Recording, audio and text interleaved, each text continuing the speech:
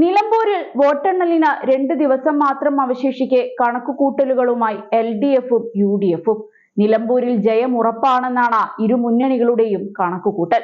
73.25% polling ആണ് ഉപതിരഞ്ഞെടുപ്പിൽ രേഖപ്പെടുത്തിയത്.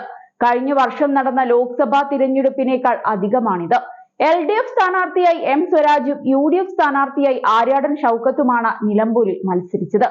NDAയ്ക്കായി മോഹൻ ജോർജും സ്വതന്ത്ര സ്ഥാനാർത്ഥിയായി PV അൻവറും മത്സരിച്ചു.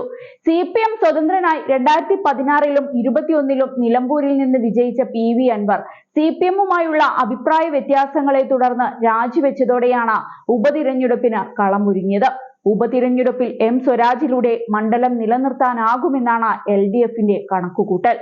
LDF തിരഞ്ഞെടുപ്പ് കമ്മിറ്റിയുടെ വിലയിരുത്തൽ പ്രകാരം സ്വരാജിന് 2000ൽ കുറവ് വോട്ടിന്റെ ഭൂരിപക്ഷം ലഭിക്കും.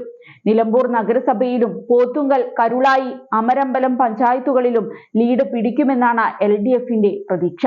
അതേസമയം വഴിക്കടവ്, മൂത്തേടം, എടക്കര, ചുങ്കത്തറ പഞ്ചായത്തുകളിൽ UDFിനായിരിക്കും ലീഡ്. സ്വരാജ് ആകെ 80,233 വോട്ടും ഷൗക്കത്ത് 78,595 വോട്ടും നേടുമെന്നാണ് ഇടതുമുന്നണിയുടെ വിലയിരുത്തൽ. ഈ കണക്കുപ്രകാരം മോഹൻ ജോർജിന് 8,335 വോട്ടും PV അൻവറിന് 5,120 വോട്ടും പിടിക്കും. പോത്തുങ്കൽ പഞ്ചായത്തിൽ 1,042 വോട്ടിന്റെയും കരുളായി പഞ്ചായത്തിൽ 1,367 വോട്ടിന്റെയും ലീഡ് സ്വരാജിനുണ്ടാകും. അമരമ്പലത്ത് 1,244 വോട്ടും നിലമ്പൂർ നഗരസഭയിൽ 1,007 വോട്ടുമാണ് സ്വരാജിന്റെ ലീഡ് വരിക എന്നാണ് വിലയിരുത്തൽ.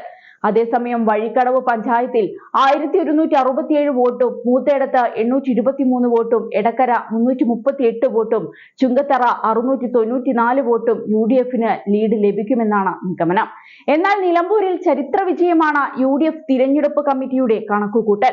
ഷൗക്കത്തിന് വഴിക്കടവിൽ 3,500 മുതൽ 4,000 വരെ ഭൂരിപക്ഷം ലഭിക്കും.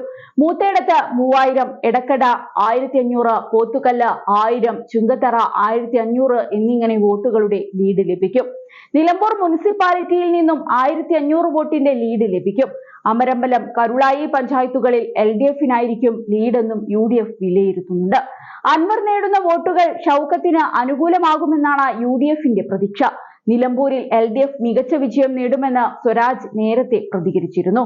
നല്ല പ്രതീക്ഷയുണ്ടെന്നും നിലമ്പൂരിൽ മാറ്റം പ്രകടമായിരുന്നുവെന്നുമാണ് സ്വരാജിന്റെ ആത്മവിശ്വാസം. അതേസമയം വിജയം തങ്ങൾക്കൊപ്പമായിരിക്കുമെന്നും UDF സംവിധാനം എണ്ണയിട്ട യന്ത്രം പോലെ പ്രവർത്തിച്ചതിന്റെ ഗുണം വോട്ടായി മാറുമെന്നുമാണ് ഷൗക്കത്തിന്റെ പ്രതീക്ഷ. എന്നാൽ വിജയത്തിൽ കുറഞ്ഞതൊന്നും പ്രതീക്ഷിക്കുന്നില്ല എന്നും 75,000-ഓളം വോട്ട് താൻ പിടിക്കുമെന്നുമാണ് അൻവറിന്റെ അവകാശവാദം. നിലമ്പൂരിൽ മികച്ച മുന്നേറ്റമുണ്ടാക്കും എന്നാണ് മോഹൻ ജോർജ് പറയുന്നത്. ഏതായാലും എല്ലാ കണക്കുകൂട്ടലുകൾക്കും തിങ്കളാഴ്ച വരെ ആയുസുള്ളൂ. തിങ്കളാഴ്ച രാവിലെ 8 മണി തൊട്ട് നിലമ്പൂരിലെ വോട്ടെണ്ണി തുടങ്ങും. 10:30യോടെ തന്നെ ചിത്രം വ്യക്തമാകും.